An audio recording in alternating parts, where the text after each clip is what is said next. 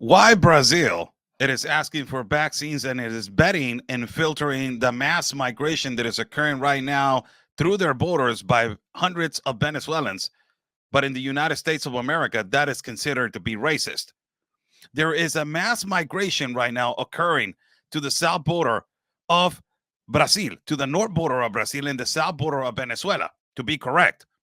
We released this article and it is just recently happening. It says the article in our webpage. You can go to our webpage and found it. Oscar Blue Ramirez News, follow it. It says crisis and fear in Venezuela. New wave of migration grows to 500 to 600 Venezuelans cross the Pacaraima, Brazil border daily in South America. Now, listen to this. Who is the president of Brazil? It's a leftist president that is called Lula. The crazy thing about it is that in the United States of America, under Donald Trump wanted to put DNA testing on the trafficking of children because there were unaccompanied minors coming in with non-parents.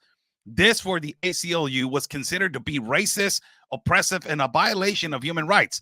Also, there was a policy that it was the stay in Mexico policy, and also there was another policy, Title 42, which it was because of the massive pandemic. This was also considered a violation of human rights and also was considered to be racist and oppressive to the people that they were asking for asylum because there was a pandemic and Title 42 was implemented. But what's going on in Brazil? Why the president of Brazil is not being considered to be racist, is not being considered to be oppressive, and is not being considered to be violating human rights. Why? Because he's a leftist communist president. And what is he doing? Let me just read you this article. It says, after the presidential election process of July 28 of 2024, a new way of repression has arrived and led by the administration of the government of Nicolás Maduro in Venezuela. It should be noted that the situation in Venezuela, there is no employment, and if you get one, it is $20 a month, which is not enough.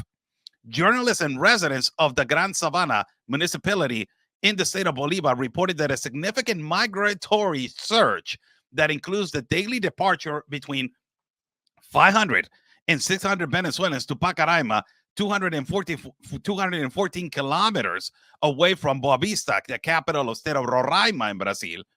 Currently, the operation is holding 6,200 migrants a week in 6 shelters, which are intended for indigenous people, but it has a capacity to 8,000. Now, listen to this. Why this president, it is not being oppressed like it was President Trump when he implemented Title 42, or why the borders of the United States of America are not asking for vaccinations and not betting and not filtering, when Brazil, right now, that is receiving this surge, look what they're asking. It says the increased flow of migrants meant that the process of documenting migrants, look at this, in Brazil, they're documenting them. Immigrants issuing the CPF and the SUS card, that is the vaccination card. It says, and getting vaccinated took from 1 day to at least 5 days. So you're telling me that the mass migration that is happening right now to Brazil, migrants are getting vaccinated and documented, which in the United States borders, that is considered, in the progressive liberal Marxists, it is considered to be racist and it is considered to be a violation of human rights. But you go down and it gets better. And it gets way better.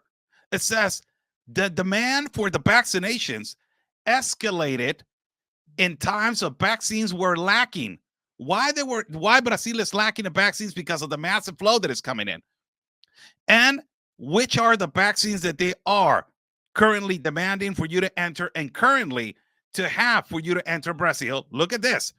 Vaccines against the yellow fever, 1. Triple viral, 2. Hepatitis B, 3. COVID, 4. And also the one that is mandatory is tetanus. So you have 5 vaccines, which the government, the leftist government of Lula, it is demanding to every migrant to have as they are entering the country of Brazil. But you have an open border policy in the United States of America, which you are allowing Tren de Aragua gang, you are allowing, good people to come in. Yeah, there's a lot of good people coming in. I have walked with really good people in caravans, I have walked with really good people in the Darien Gap, which I believe that there's a lot of good people, but on those good people, there's bad people infiltrated, and you're allowing unvetted, unfiltered, a massive migration, which no vaccinations, no medically reference, and ultimately, you are allowing these people to enter unfiltered. But in the leftist government in Brazil, now there's a mass migration happening right now to that country, and you are allowing people to enter your country of Brazil, but you have to have what? You have to have documentation and you have to be vetted. Now, a lot of the people are asking why this massive flow it is happening right now through Brazil and not to Colombia. That is Colombia, then the Darien Gap, Panama, and all, and so and so.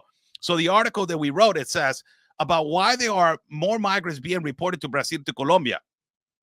The transfer to Cucuta, that the big guy right here, Ben Bergquam and myself, we were at that border between Colombia and Venezuela. In the Norte of Santander Department of Colombia has a more complex access, which multiply checkpoints along the way. It says also, it is important to report that to enter Colombia in a regular manner, it is necessary to have a valid passport. So to enter a Colombia in a regular manner, Colombia is run by a leftist communist president, Petro.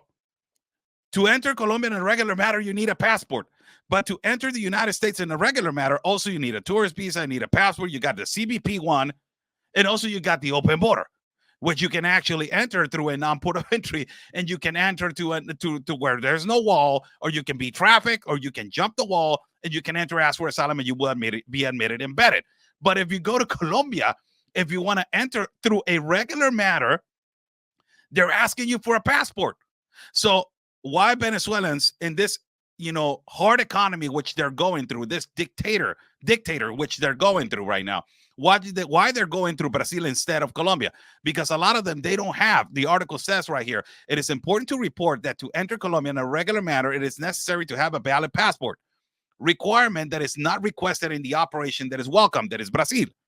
In addition, the Venezuelan passport has a price higher than $200. So a significant number of migrants do not have it, which is the economy, which it is extremely bad. In Venezuela, they don't have the money to pay for a passport, which the people that they're migrating through Colombia in a regular matter, they have economy, or they have somebody in the United States that can let them money so they can pay the passport, or they have the economy to pay a tourist package. That those are the ones that they're being smuggled, and they're continuously smuggling them through the Darien Gap, through Central America, all the way to the northern borders of the United States of America. How crazy is this? Brazil, it is asking for, it is requiring migrants to have vaccinations, yellow fever, triple viral, hepatitis B, COVID, and tetanus, 5 vaccines for you to enter the country.